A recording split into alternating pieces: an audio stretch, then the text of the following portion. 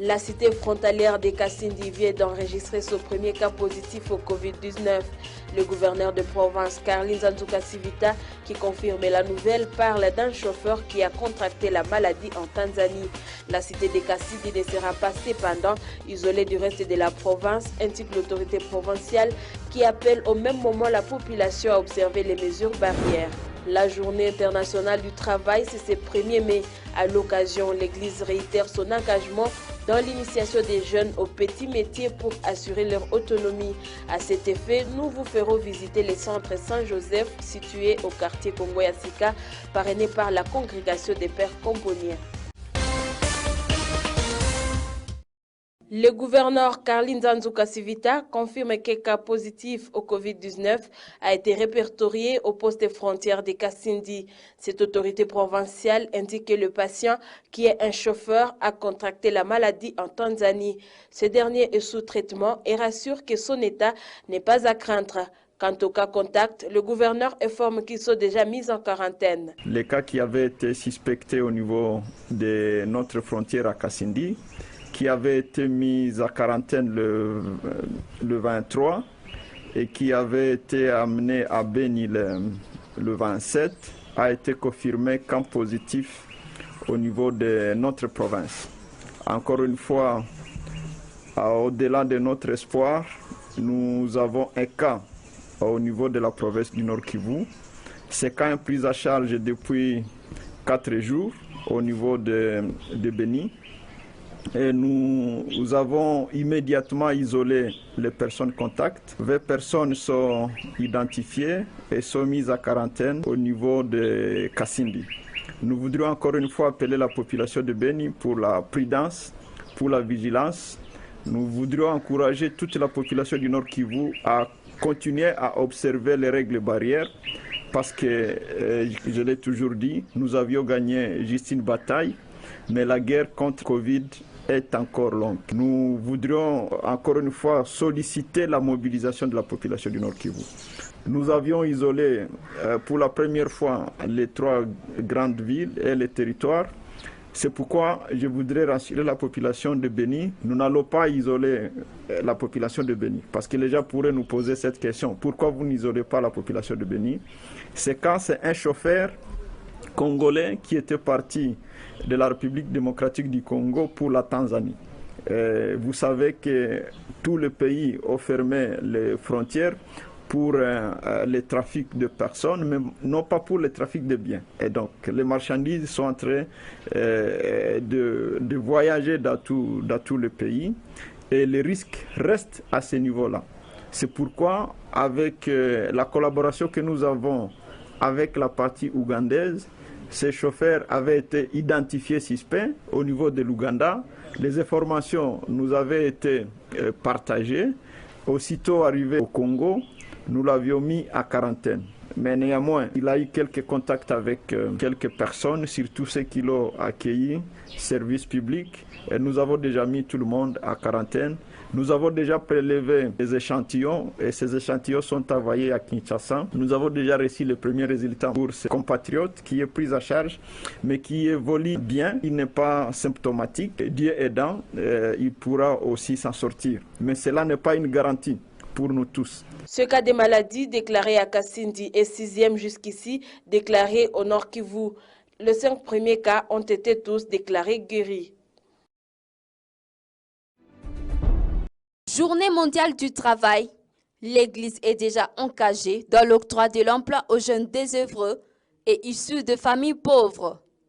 Cet engagement passe par l'apprentissage de métiers comme fait depuis 4 ans le centre Saint-Joseph tenu par la congrégation de Pères Componiens, opérationnel à MGL. Pour les responsables de ce centre, promouvoir le travail rentre forcément dans la mission de l'Église. Saint Paul le dit aussi, celui qui ne travaille pas, il ne mange pas non plus. Alors ça veut dire que le travail est fondamental dans l'annonce de l'Évangile. On ne peut pas annoncer l'Évangile sans le travail. Et en effet, annonce de l'Évangile et promotion humaine sont les deux faces de la même médaille. Évangélisation et promotion humaine sont les deux faces de la même médaille. Alors la promotion humaine, c'est afin que l'homme s'engage à la transformation du monde, à travers le travail, à travers les professions, voilà. Je dis aux jeunes, ayez le courage de sortir, d'aller chercher, d'aller demander, d'aller frapper, voilà. Et je pense qu'ici, par là, on peut toujours trouver quelque chose à faire pour bien gagner sa propre vie, pour bien être témoin de ce monde à transformer. Pour matérialiser cette mission, un atelier de menuiserie et centre informatique et un centre d'art offrent une opportunité aux jeunes de se construire un avenir. Et les métiers que nous avons choisis, nous avons préféré peut-être commencer par la menuiserie. Et là, l'enfant peut apprendre à produire un meuble. Et en fonction de ce meuble-là, ça peut lui procurer un peu d'argent et lui assurer la survie. Et à part la menuiserie, nous avons aussi la formation c'est un centre pour la formation de l'informatique. Le monde se mondialise et puis il faut aussi apprendre aussi la technologie actuelle à partir d'un ordinateur.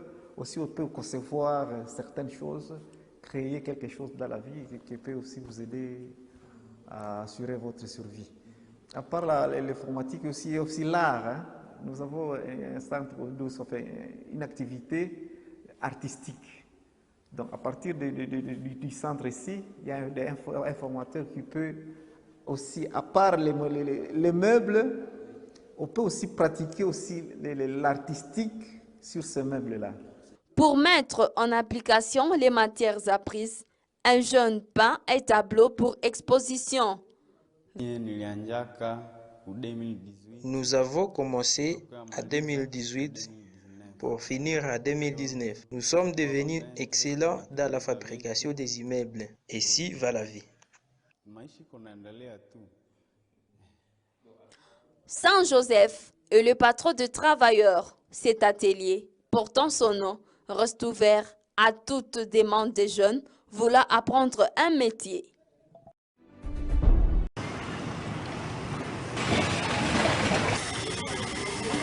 Pour pallier la carence de l'emploi, certains jeunes de Butembo se lancent dans l'entrepreneuriat. Évoluant dans les secteurs informels, la logique pour nombreux s'inscrit au-delà de répondre à leurs besoins quotidiens. Il s'agit aussi de contribuer à la lutte contre l'errance de ces jeunes. J'ai encadré 6 personnes, parmi lesquelles 3 ont déjà maîtrisé. Ce travail m'aide dans le cadre des ristournes et dès que je reçois mon argent, je le garde à la banque. Bon, une question pour travailler, donc quand tu me bats, shoot. Dès que vous capturez la photo, il faut vous rassurer qu'elle est bien sortie. Une photo bien capturée produit de fruits dans le cadre de notre travail. Ce travail, je l'aime parce qu'il donne l'impression de garantir notre avenir et l'avenir peut s'améliorer davantage. J'ai déjà appris à plus de 10 personnes ce travail, parmi lesquelles nous travaillons avec certains et d'autres se débrouille pas mal. Plus de 10 au moins. Oui. Comme on a travaillé avec un chacun a débrouillé quelque part. Voilà, je suis revendeur des unités, mégabytes. Je fais même de charge de téléphone et autres. Donc, mon activité ici dans la cabine, c'est une activité qui me permet de répondre à mes petits besoins étant qu'étudiant.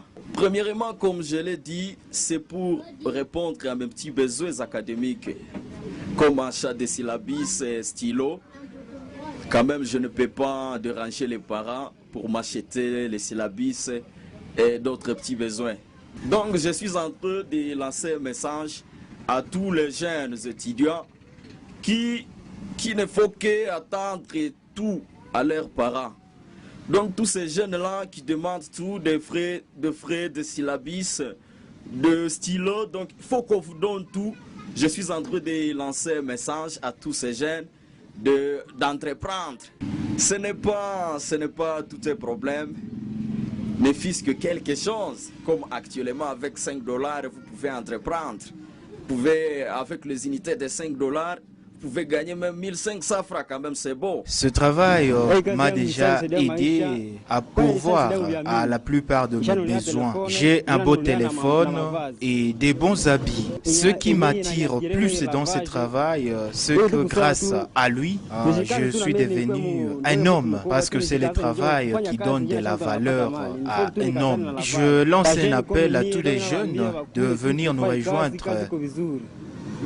Plusieurs initiatives des jeunes s'orientent dans la vente des unités méga, photographie, réparation des engins roulants, taxis et autres.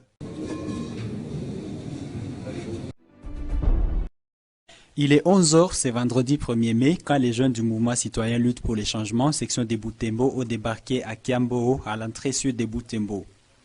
Ici, ils sont venus à la rescousse des orphelins hébergés au centre Naïna. Un sentiment de joie a animé leur hôte. Dans leur don constitué de biens collectés auprès de la population, ces jeunes ont apporté des vivres et non-vivres. Nous sommes venus voir les enfants orphelins. Nous avons jugé mieux de passer cette journée de notre anniversaire avec les enfants parce que ce sont nos enfants. Nous pouvons les assister parce que l'État dans lequel ils se trouvent, ce n'est pas de leur volonté. Nous avons jamais de venir les voir, les rentrer, sourire, pour au moins les montrer qu'il y a les gens qui passent ailleurs. Nous avons récolté peu de choses au niveau du centre-ville pour amener ça aux enfants. La population a contribué quelque chose pour au moins cette journée puisse réussir. La responsable de l'orphelinat a remercié ses militants de la lucha pour leurs gestes caritatifs. Elle appelle d'autres personnes de bonne volonté à faire autant. Je suis très contente car les enfants viennent d'avoir à manger. Ils ont partagé leurs connaissances avec les enfants. Ils ont dansé avec eux. C'est vous, population, qui donnez toujours à manger à ces enfants. C'était un geste généreux de votre part. J'ai parti faire des porte-à-porte chez les bienfaiteurs. Mais actuellement, des personnes de bonne volonté arrivent sur place ici. Que Dieu vous bénisse pour vos œuvres. La grande difficulté, c'est le manque de concessions. Nous n'avons pas une maison à nous. Nous sommes à location. S'il y a des personnes de bonne volonté, qu'ils se mobilisent pour que nos enfants trouvent une parcelle.